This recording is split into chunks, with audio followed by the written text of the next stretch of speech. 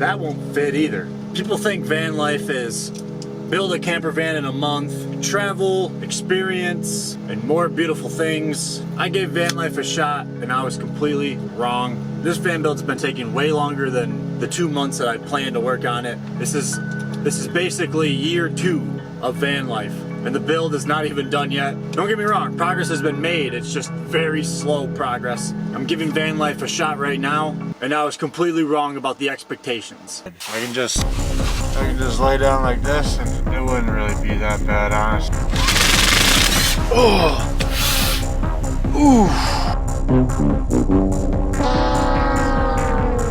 A lot of these influencers are romanticizing about van life, but if you're working long hours for work, van life may not be what you're expecting.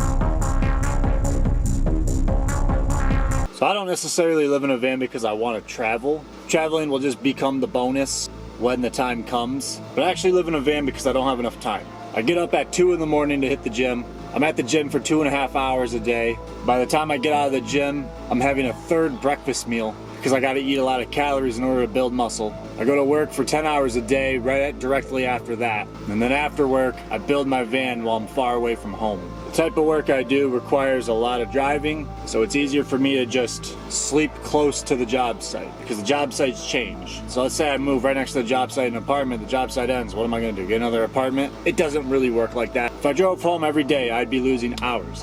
Hours that I could be spending training in the gym. Hours that I could spend building this van. Hours that I could spend running this YouTube channel. Hours eating, all this other stuff. If you live a busy life, you understand that time is more valuable than money. And driving to and from work can take a lot of time. So don't get me wrong, I'm saving time just living in this van. But with everything comes a catch. And I wasn't expecting this until I got this deep into van life. All this time that I'm saving comes with responsibilities. You gotta make sure you're doing it right. Finding a place to sleep. So right now the city that I live in has a pretty good spot for me to sleep. I'll show you it right now. So this is a really good spot that I'm at right now. It's actually one of these rest stops right here, completely legal. So right now I got the van hooked right up to their charging slot. Problem is my cord was too short, so I had to park in the grass kinda. It's kind of wet, my van's rear wheel, so hopefully I don't get stuck trying to get out because it was just raining a little bit. But this is a pretty good spot to stay at for sure when you're doing this kind of stuff. Problem 2 is managing power. You take a look underneath my bed, I got a bunch of batteries down here.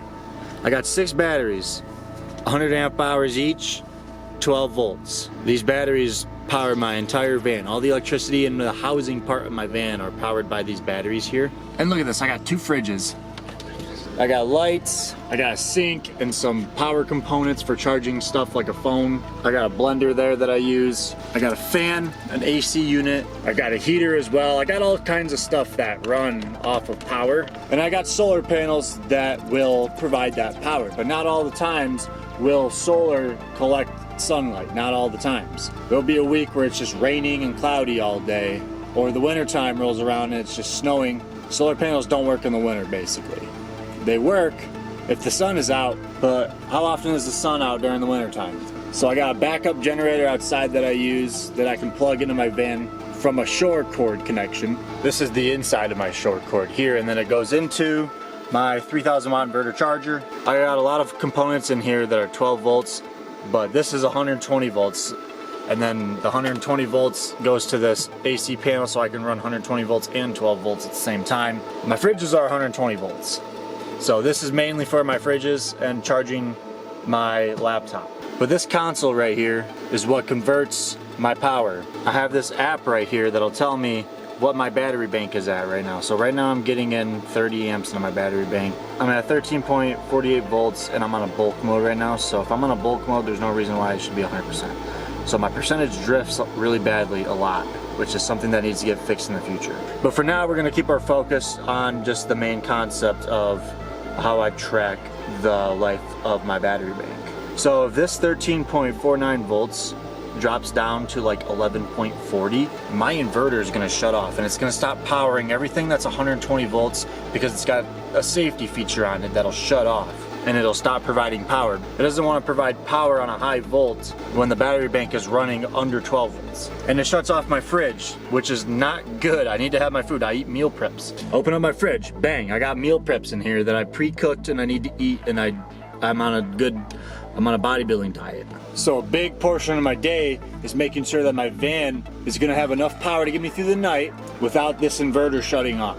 And I've had plenty of times where my battery's discharged and that safety feature went off on my inverter because my batteries were getting too low. Every time that happens, it degrades the life of your battery, which is extremely stressful, because every time I hear that beep on that inverter, I instantly think, I just affected the life of my batteries. My food could go bad. My fridge isn't running right now. I can only open up my fridge door a few times before I can provide more power to my van. That right there is a very stressful part of van life. Sometimes it feels like I'm just trying to keep this fridge afloat as opposed to this van in general. And all those stressors just add up. Because this battery bank, I'm looking at it like it's the heart of my home. If I don't have any power in here and it's too hot or it's too cold, I'm not gonna be able to sleep well. It's gonna be hard for me to go to work. I probably won't die, but I've had plenty of nights already where I've been through that stage where it's too cold to sleep or it's too hot to sleep in here. So been there and I don't want to go back.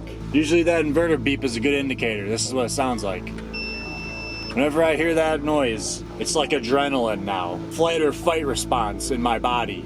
Post-traumatic stress. Problem number 3 is building the van. If I was back to day 1 of van life, what I would do, I like my electrical system that I got going on here. I really do like this electrical system.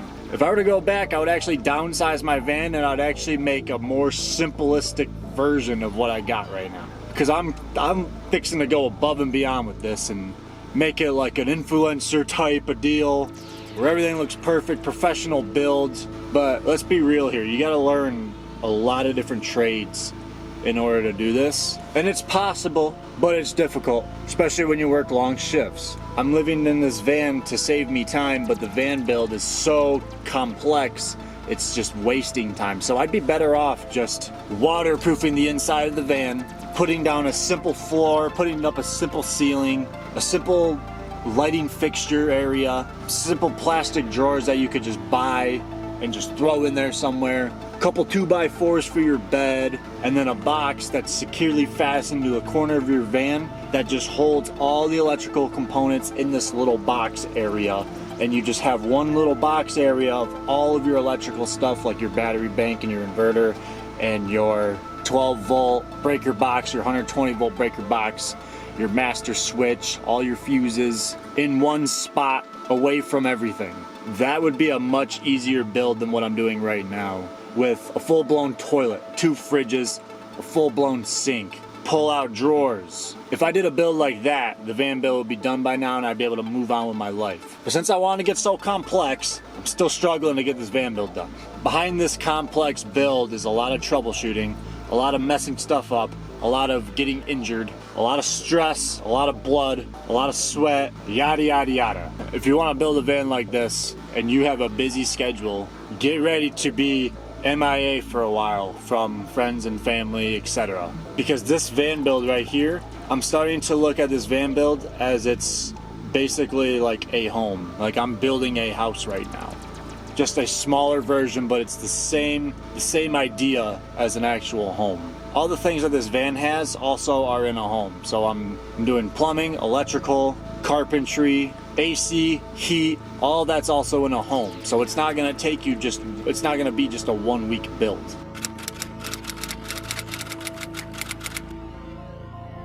Now, if I'm meeting somebody new and they figure out that I'm living in my van, they instantly think I take a crap in a bucket. They think that I'm on vacation, or they think that I'm just some creepy van guy. I got a rape van. No, that's not true. The van cannot fit in parking structures, so I downsized it. I was gonna get a Sprinter, yada yada yada. Anybody that sees a van like this though, they're gonna be like this. What's up with the rape van? You got dead bodies in there? I don't hear anyone screaming for help. You're gonna get a lot of that. I never knew I was gonna be in a situation where I'm sleeping in a van like this, and I totally understand where they come from because I'd probably say the same shit. Here I am living in a van. Nowadays, I feel like van life is gonna change. Nobody's gonna be shitting in buckets. The more people that get into van life, the more knowledge that's gonna get spread, especially on YouTube and stuff as well. So yeah, finding a place to sleep sucks. Yeah, generators suck. Off-grid living in a tiny van, it sucks. Building a house after work, yeah, that sucks too. I'm getting my time back. And everything that I'm learning in this difficult build, this complex, stressful build, I'm gonna hold on to these tricks for the rest of my life. And I'm gonna hang on to these experiences for the rest of my life. Now I know how to do electrical.